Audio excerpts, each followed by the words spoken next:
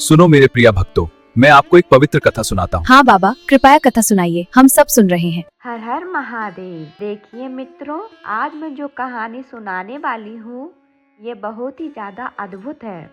मैं आप लोगों से हर बार निवेदन करती हूँ कि आप लोग वीडियो को लाइक और चैनल को सब्सक्राइब नहीं करना चाहते हैं तो कोई बात नहीं, मत कीजिए, लेकिन सिर्फ इस कहानी को अंत तक सुन लीजिए। कैलाश पर्वत की नीरव शांति में एक दिन माता पार्वती ने महादेव से पूछा, प्रभु, संसार में लोग आपके नाम का जप तो करते हैं, मंदिर भी जाते हैं, व्रत भी रखते हैं, फिर भी उनके जीवन में दुख क्यों है? महादेव मंद मुस्कुराए, उनकी आंखों में करुणा थी, जैसे वे पूरे जगत का भार अपने भीतर समेटे हुए हों। उन्होंने कहा, देवी, लोग मुझे खोजते बाहर हैं और मैं रहता भीतर हूँ। जब तक मन शुद्ध नहीं तब तक पूजा भी केवल एक क्रिया रह जाती है। उसी समय कैलाश की टहलती में रहने वाला एक युवक, जिसका नाम था माधव, अत्यंत परेशान था। वह रोज शिव मंदिर जाता, घंटा बजाता, जल चढ़ाता, परंतु उसके जीवन में संकट कम नहीं हो रहे थे। कर्ज, परिवार की बीमारी, अपमान, सब कुछ एक साथ उसके जीवन में था। एक रात अत्यंत निराश होकर वह मंदिर में रो पड़ा। उसने शिवलिंग से कहा, हे महादेव, क्या मेरी भक्ति में कमी है? मैं रोज आता हूँ, आपका नाम लेता हूँ, फिर भी आप मेरी नहीं सुनते। उस रात उसे स्वप्न में महादेव के दर्शन हुए, परंतु उन्होंने कोई चमत्कार नहीं किया। उन्होंने केवल इतना कहा, माधव, कल से मुझे मंदिर में नहीं, अपने कर्म में ढूंढना। सुबह उठकर माधव उलझन में था। उसने सोचा, क्या मतलब है इसका? पर उसने तय किया कि आज वह शिकायत नहीं करेगा। उसने अपने बीमार पिता की सेवा प्रेम से की, माँ से मधुर वाणी में बात की, और जिन लोगों से वह चिढ़ता था उन्हें भी नम्रता से उत्तर दिया। धीरे धीरे उसके भीतर परिवर्तन आने लगा। पहले वह हर असफलता पर महादेव को दोष देता था, अब वह हर परिस्थिति को सीख मानने लगा। एक दिन बाजार में एक वृद्ध भूखा बैठा था। पहले वह अनदेखा कर देता, पर उस दिन उसने अपनी कमाई का हिस्सा उसे दे दिया। उस वृद्ध की आंखों में आशीर्वाद था। उसी रात फिर महादेव स्वप्न में आए। बोले, माधव, आज तुमने मुझे भोजन कराया। माधव समझ नहीं पाया। महादेव बोले, जब तुमने उस भूखे को खिलाया वही मेरी पूजा थी। समय बीतता गया। माधव का जीवन तुरंत नहीं बदला, पर उसका मन बदल गया, और जब मन बदलता है तब भाग्य भी धीरे धीरे दिशा बदल देता है। उसके व्यवहार से लोग प्रभावित हुए। जिन्हें वह पहले कठोर लगता था, वही लोग अब उसके मित्र बन गए। एक व्यापारी जो उसकी ईमानदारी से प्रभावित था, उसे अपने साथ काम पर ले गया। उसकी आर्थिक स्थिति सुधरने लगी, पर इस बार माधव का ध्यान धन पर नहीं, बल्कि अपने भीतर की शिव पर था।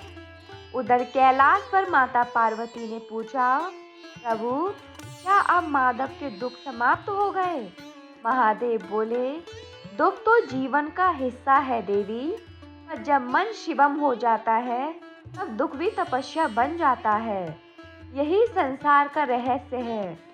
हम सोचते हैं कि भगवान चमत्कार करेंगे, अचानक सब ठीक हो जाएगा, पर शिव हमें शक्ति देते हैं, परिस्थिति नहीं बदलते। वे हमें दृष्टि देते हैं, दुनिया नहीं बदलते। एक दिन गांव में महामारी फैल गई। लोग भयभीत थे। माधव भी डर गया। उसने फिर मंदिर जाकर कहा, प्रभु, अब क्या करूं? भीतर से उत्तर आया, भय मत फैलाओ, सेवा फैलाओ। उसने बीमारों की सेवा शुरू की। कई लोग ठीक हुए, कुछ नहीं भी हुए। उसने पहली बार मृत्यु को इतने पास से देखा, पर इस बार वह टूटा नहीं। उसने समझ लिया कि जीवन और मृत्यु दोनों शिव की लीला है। धीरे धीरे गांव के लोग उसे सम्मान देने लगे, पर वह विनम्र ही रहा। एक दिन वही वृद्ध जिसे उसने भोजन कराया था फिर मिला। वह कोई साधारण व्यक्ति नहीं था, वह स्वयं शिव का ही रूप था। वृद्ध ने कहा, माधव, तुमने मुझे बाहर नहीं भीतर पाया है, यही सच्ची भक्ति है। और वह आदर्श हो गए। माधव की आंखों से आंसू बह निकले, पर इस बार वे दुख के नहीं, कृतज्ञता के थे। कथा यहीं समाप्त नहीं होती, क्योंकि यह केवल माधव की नहीं, हम सबकी कथा है। हम सब कभी ना कभी मंदिर में रोते हैं, शिकायत करते हैं, प्रश्न करते हैं, पर शिव मौन रहते हैं और उनका मौन ही उत्तर है। वे हमें गिरने देते हैं ताकि हम संभलना सीखें। वे हमें अंधकार में भेजते हैं ताकि हम प्रकाश की कीमत समझें। वे हमें अकेला महसूस कराते हैं ताकि हम अपने भीतर की शक्ति पहचानें। शिव का अर्थ है कल्याण, पर कल्याण हमेशा सुख के रूप में नहीं आता। कभी वह परीक्षा बनकर आता है, कभी अपमान बनकर और कभी हानि बनकर। और जो व्यक्ति हर परिस्थिति में हर हर महादेव कहता है, वह टूटता नहीं, निराशा जाता है।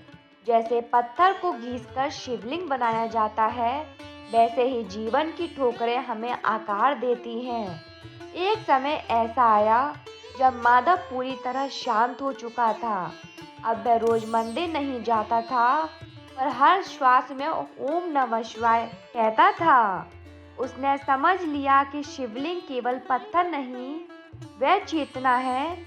जब भी वह किसी की मदद करता, किसी को क्षमा करता, किसी से प्रेम से बात करता, वह समझता यही मेरी आरती है। और यही इस कथा की सीख है। भक्ति केवल शब्दों में नहीं, व्यवहार में होनी चाहिए। पूजा केवल जल चढ़ाने से नहीं, अहंकार छोड़ने से होती है।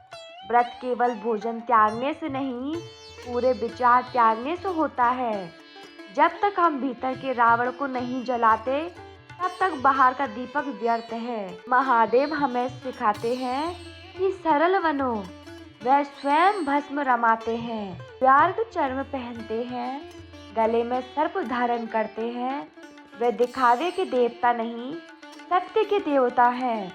वे हमें बताते हैं कि जीवन में जितना कम अहंकार होगा, उतना अधिक आनंद होगा।